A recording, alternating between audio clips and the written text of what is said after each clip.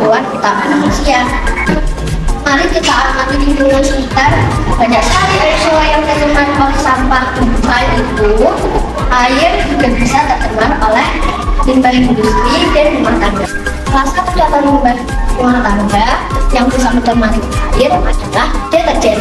Deterjen biasanya kita gunakan untuk mencuci pakaian. Deterjen pada air dapat menimbulkan banyak masalah lingkungan dan kesehatan manusia.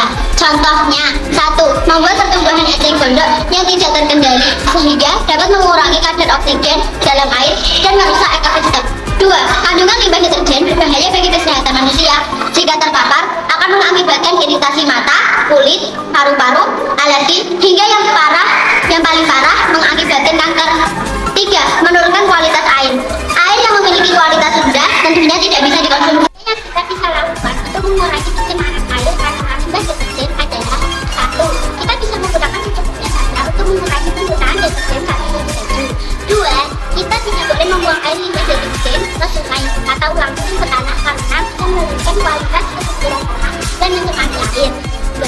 Kita bisa melakukan penyaringan dengan metode benar agar air limbah deterjen tadi bisa kita gunakan untuk kebutuhan non konsumsi seperti menyiram rumah, mencuci motor, atau mengepel lantai.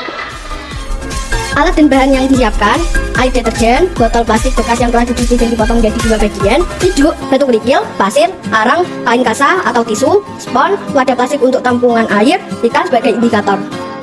Cara membuat: letakkan spons di bagian paling bawah dari botol. Setelah itu, masukkan ijuk secukupnya, kemudian padatkan. Kemudian, masukkan arang dan sabut kelapa di atasnya dan tekan-tekan hingga cukup padat. Masukkan kerikil dan pasir, tuangkan batu kerikil dan pasir ke dalam botol hingga terisi penuh. Beri tisu. Yang kelima, siapkan penyangga botol untuk menyangga. Lakukan penyaringan beberapa kali sampai airnya jernih. Pada percobaan pertama, air limbah yang difilter menjadi hitam kecoklatan. Setelah dianalisis, penyebabnya adalah karena arang yang digunakan belum dicuci dan pemakaian pasir serta serabut kelapa yang kurang efektif dalam penyaringan. Sehingga percobaan kedua, kami mencuci dahulu arang yang dipakai dan tidak menggunakan pasir. Hasilnya bisa berhasil.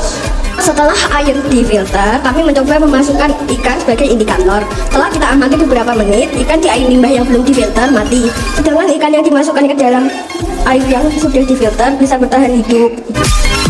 Teman-teman dan kegiatan yang kita lakukan ini bisa disimbolkan menjadi yang pertama. Dengan button filter, kita bisa mengurangi zat-kimia yang ada di air limbah deterjen dan itu dibuktikan dengan ikan yang masih hidup yang pernah digunakan beberapa kali. Yang kedua, limbah air deterjen yang sudah di water filter dapat digunakan untuk kebutuhan non konsumsi. Contohnya menyirami bunga dan mencuci motor. Yang ketiga, water filter untuk dibuat dan bisa menyelamatkan air. Teman-teman, mari kita lestarikan air sebagai adaptasi perubahan iklim. Sampai jumpa.